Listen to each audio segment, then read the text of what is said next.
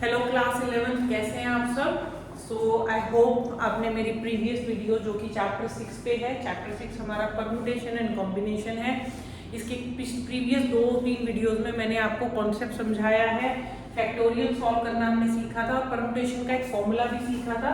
मैं यहाँ पर फिर से मेंशन कर देती हूँ, NPR which is equal to n factorial upon n minus r factorial. Generally permutation हम यूज करते हैं जहां हम अरेंजमेंट्स करते हैं, तो उसी पर बेस्ड हमारी एक्सरसाइज 6.3 है।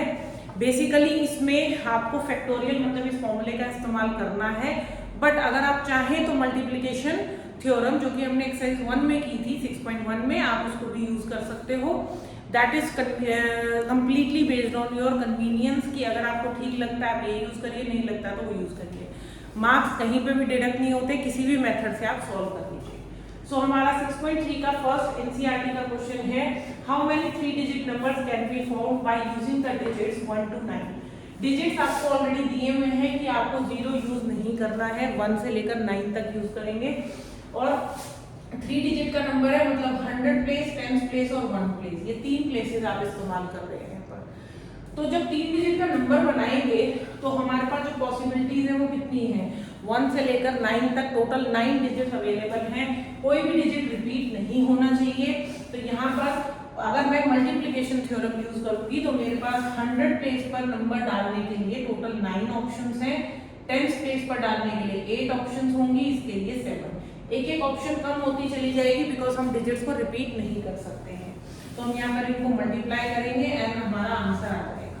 लेकिन अगर इसी में मैं फॉर्मूला इस्तेमाल करती हूँ तो मेरे पास NPR का फॉर्मूला है n factorial divided by n minus r factorial, और इसमें मैं n की वैल्यू लूंगी 9 क्योंकि टोटल 9 नंबर्स मेरे पास अवेलेबल हैं, और इसमें r की वैल्यू मैं 3 ले लूंगी। ठीक है, तो आप जब ये फॉर्मूला अप्लाई करेंगे और इसके अंदर वैल्यू आएगी 9p3, so which is 9 factorial divided by 6 factorial, तो 9 into 8 into 7 into 6 factorial divided by 6 factorial. तो ये कैंसिल आउट हो जाएगा, 9 into 8 into 7 ही आएगा। वही आंसर आपके पास यहाँ आ रहा था वही यहाँ पर आ रहा है। तो दोनों में ऑप्शन है, आप कैसे भी दोनों में से क्वेश्चन को सॉल्व कर सकते हैं। ठीक है, कुछ बच्चे मल्टीप्लिकेशन थ्योरम से करते हैं क्योंकि उनको कॉन्सेप्ट अगर समझ में आ गया तो कॉन्सेप्चुअल वाइज ये ज्यादा बेनिफिशियल होता है, जबकि फॉर्मूले से हम कॉन्सेप्ट को नहीं समझ पाते तो कई बार ट्रिकी क्वेश्चंस को क्रैक नहीं कर पाते। ठीक है, तो आप स्क्रीनशॉट ले लीजिए, हैंड इसको ट्राई करिएगा क्वेश्चन को, hand match your answer with my answers. Okay, so now move to the second question of this exercise. मैं क्वेश्चन भी आपके लिए लिख रही हूँ सो दैट आप रिलेट कर सके, सॉल्यूशन को इजीली समझ सकें। बाकी जिस दौरान आप वीडियोस देखेंगे प्लीज एनसीईआरटी की बुक सामने रखिएगा अपने। क्वेश्चन नंबर 2 है हमारा, हाउ मेनी 4 डिजिट नंबर्स,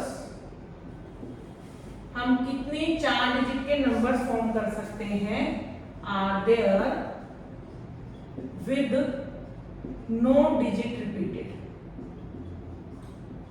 कोई भी डिजिट रिपीट नहीं होना चाहिए इसमें।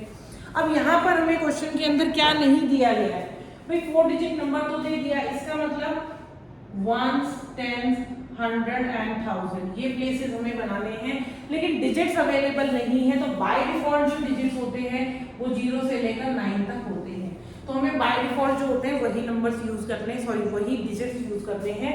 तो मैं यहाँ पर अब डिजिट में रिपीटिशन अगर नहीं है, मल्टीप्लिकेशन थ्योरम लगाऊंगी तो इसके लिए टोटल 10 ऑप्शंस हैं, इसके लिए 9 ऑप्शंस हैं। लेकिन एक चीज का ध्यान रखिएगा कि जब आप 4 डिजिट का नंबर बनाएंगे, आपने उठाया यहाँ से 10 रख दिया, क्या 10 के 10 नंबर में यहाँ पर रख सकती हूँ? नहीं। रीजन क्या है कि अगर आपने 1000 प्लेस पे 0 रख दिया तो आपका जो नंबर बनेगा वो 4 डिजिट का ना होकर 3 डिजिट का ही होगा। तो इसीलिए इस चीज का ध्यान रखना है हमको। तो हम क्या करेंगे, यहाँ पर टोटल 0 को छोड़ के बाकी कितनी ऑप्शंस है, 9 ऑप्शंस है मेरे पास। टोटल 10 में से 9 ऑप्शंस यहाँ पर है, रिपीट अगर नहीं हो रहा है तो 9 ही ऑप्शन 100 प्लेस पे भी होंगी। अब आपको अगर मैम 9 ही क्यों हुई, क्योंकि बेटा ऑलरेडी कोई भी एक डिजिट आप यहाँ ले चुके हो, तो टोटल नंबर ऑफ डिजिट जो 10 थे उसमें से एक तो यहाँ पर यूज हो ही जाएगा ना, उसको तो रिपीट नहीं करेंगे, तो 9 ही रहेंगे। लेकिन हाँ, जो 0 वाली ऑप्शन आपने 1000 में नहीं ली थी वो 100 के पास अवेलेबल है, 100 उसमें 100 प्लेस पे हम 0 लिख सकते हैं। नेक्स्ट 8 ऑप्शंस, नेक्स्ट 7 ऑप्शन, तो इनको हम मल्टीप्लाई करेंगे। अगर इसी सेम क्वेश्चन को आप फॉर्मूले से करते हो तो देखिए थोड़ी सी डिफिकल्टी आ सकती है, क्योंकि उस केस में यहाँ पर आपको ऑप्शन फिक्स करनी पड़ेगी।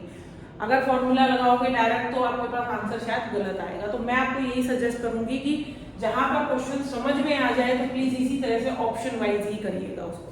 तो या फिर मल्टीप्लाई कर लीजिएगा and this will be your answer.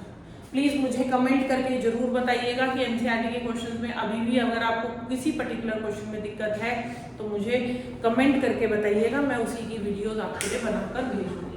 इसके अलावा एग्जाम्पल्स के क्वेश्चंस नहीं लीव करने हैं। एग्जाम में एग्जाम्पल्स में से क्वेश्चन बहुत बार पूछे गए हैं, तो इसीलिए एक्सरसाइज करने के बाद एग्जाम्पल्स को भी ट्राई करिएगा। बट पहले एक्सरसाइज करिए जिसको मैं आपको हेल्प कर रही हूँ सॉल्व करने में, ठीक है। उसके बाद क्वेश्चन नंबर 3 देखिए, हाउ मेनी 3 डिजिट